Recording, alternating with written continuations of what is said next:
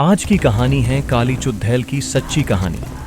यह चैनल आपको डरावनी कहानियों से रूबरू कराएगा जो आपकी रूह को कांप उठाएंगी। हम आपके लिए भूतों, भूतिया जगहों और अनसुलझी मुसीबतों से भरी ये कहानियां लेकर आते हैं। इस चैनल पर आप डरावनी कहानियों का आनंद ले सकते हैं और सुनने वाले भी अगली रात की तलाश में नींद से उठ जाएंगे। हमारे चैनल पर आप डरावनी कहानियों का आनंद उठा सकते हैं। यहाँ आपको रहस्यमय घटनाओं से जुड़ी भूतों की कहानियाँ, जिनमें अनसुलझी मुसीबतें और अज्ञात तत्वों का सामना होता है, सुनाई देंगी। अगर आपके पास भी कोई डरावनी कहानी है तो हमें भेजें और अपने नाम के साथ हमारे चैनल पर साझा करें। तो देर किस बात की है, अभी हमारे साथ जुड़ें और डरावनी दुनिया में खो जाएं। मॉनसून की छुट्टियां चल रही थीं और एक बार मेरे पेरेंट्स किसी काम से बाहर गए हुए थे। मैं घर पर बिल्कुल अकेली थी। मेरी कॉलोनी एक बढ़े से पहाड़दाज के ऊपर थोड़ी सुनसान जगह पर थी। आमतौर पर वहाँ कोई आता जाता नहीं था। मैं ऐसे ही लेटकर टीवी देख रही थी।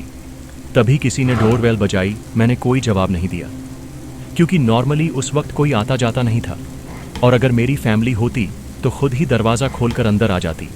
तो दूसरी बार भी घंटी बजी, लेकिन मैंने फिर भी ध्यान नहीं दिया। पर तीसरी बार वापस मुझे डोरबेल सुनाई दी तो मुझे थोड़ा शक हुआ। मेरे घर के प्रवेश पर एक बद्धा सा लकड़ी का दरवाज़ा है और चारों तरफ दीवारें हैं, तो इस वजह से बाहर देखने का कोई भी जरिया नहीं है। इसका मतलब बाहर से भी कोई पता नहीं कर सकता था कि हम अंदर हैं भी या नहीं, जब तक हम बहुत ज़ोर से शोर न मचा रहे हैं। जब तीसरी बेल बजी तो मैं दरवाजे के पास जाकर खड़ी हो गई।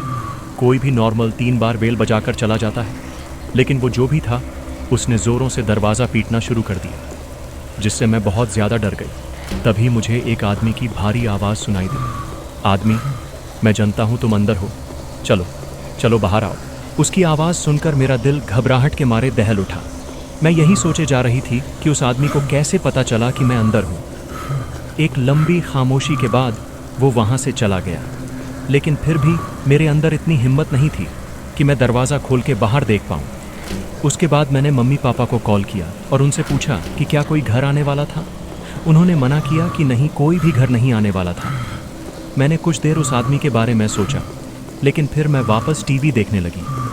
2 घंटे बाद फिर से डोरबेल बजी। मैं फिर से डर गई। इस बार मैं सहम उठी और मैंने टीवी की वॉल्यूम एकदम कम कर दी। इस बार मैं धीरे से पियानो रूम की तरफ गई और खिड़की से बाहर देखने लगी। मैंने उस रूम की खिड़की से देखा कि बाहर कौन था। वहाँ दरवाजे पर एक अजीब सी दिखने वाली औरत काले कपड़ों में खड़ी थी। काले हील वाले जूते, एक काली ड्रेस और एक बड़ी सी काली टोपी, और उसके बाल डार्क ब्राउन कलर के थे और उसका चेहरा उसकी टोपी से लटके जाली से ढका हुआ था। बस मुझे उसके चमकते लाल होंठ और उसकी बेहद डरावनी हंसी दिखाई दे रही थी। उसके साथ एक लंबा सा आदमी खड़े रहा था। उसने भी एक काले रंग का सूट पहना हुआ था। उसके चेहरे पर एक बहुत भयानक सीरियसनेस थी, लेकिन मुझे उस आदमी से इतना डर नहीं लग रहा था जितना उस औरत को देखकर लग रहा था। वो मेरे दरवाजे के सामने एक बेहद डरावनी हंसी लेकर खड़ी ही थी। कुछ देर तक जब मैंने दरवाज़ा नहीं खोला तो वो वहाँ से वापस जाने लगी। वो आदमी भी उसके पीछे पीछे चला गया। उस रात मैं सो ही नहीं पाई, बल्कि मुझे काफ़ी रातों तक मुझे ऐसा ही लगता रहा जैसे वो मेरे खिड़की के पास खड़ी है और मुझे घूरे जा रही है। मुझे आज तक पता नहीं लगा कि वो औरत और वो आदमी को थे। क्या पहले भी घंटी उन्होंने ही बजाई थी? आपको क्या लगता है कि कौन थे वो लोग? कमेंट्स में ज़रूर बताइए। अगर मेरी ये कहानी आपको पसंद आई हो तो कमेंट शेयर ज़रूर करें।